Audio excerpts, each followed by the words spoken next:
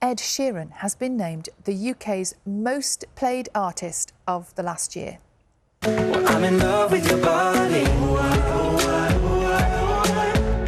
I'm in love with your body. I mean, he is everywhere you go, isn't he? It shouldn't be a surprise. Ed beating Taylor Swift even beating Taylor Swift to take the top spot across radio, TV and public places last year. It is the 6th time he has topped the list, which was compiled by the music licensing company PPL. He's doing OK, isn't he? He's all right. He's doing all right. Those royalties, yes. And should we have a look at the Monday morning papers? You've basically got a choice between election and politics this morning, and football this morning. Yes. Yeah. But lots of the front pages are split, aren't they? This is the both. Telegraph, yeah. England's win over Serbia dominating here. The Telegraph featuring that boy there. We're going to see quite a lot of him, I think, over the coming weeks. Jude Bellingham celebrating after his goal, which came in the 13th minute.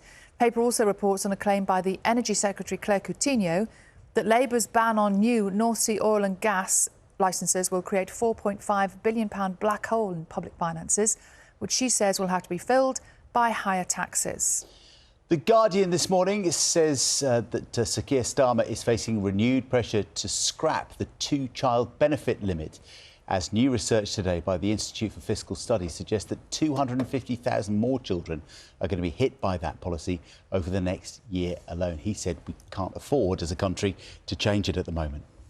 The Times is reporting that Rishi Sunak is being urged by cabinet ministers and senior Tories to go for the jugular and launch more direct personal attacks against Sir Keir Starmer.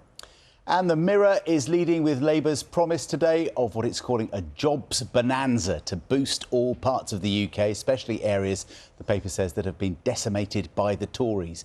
The Shadow Chancellor, Rachel Reeves, will launch that, saying that 650,000 new roles for skilled workers will help to rebuild those industrial heartlands. We will speak to Labour about that in the next half hour.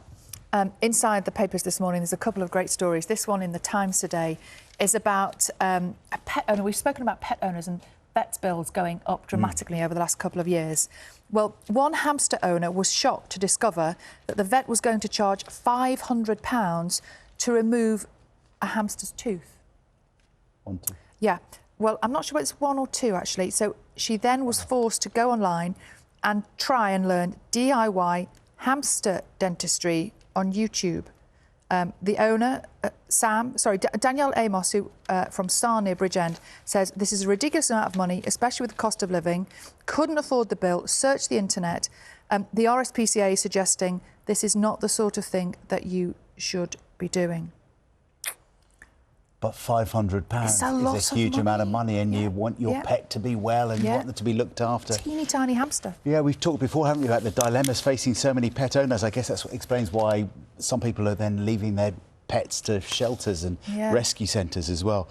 Interesting story here from Majorca, if you head into Majorca this summer on holiday, where local people have got so fed up of Instagrammers going to the beach, one particular beach, which is called Calo de Moyo Beach, that they get so fed up with these people posing and wanting it to look perfect all the time, they've decided to invade and reclaim the beach from the influencer hordes, according to the Telegraph. Really? So over the weekend, thousands of locals went onto the beach with placards, basically said those Instagrammers couldn't get their selfies that they wanted. Isn't that interesting? Because I imagine that the Instagrammers, the influencers, bring in a lot of business to the island and money to the local community, but they're really not happy, are they? We're going to reclaim and occupy our beaches, the locals said. We've had enough.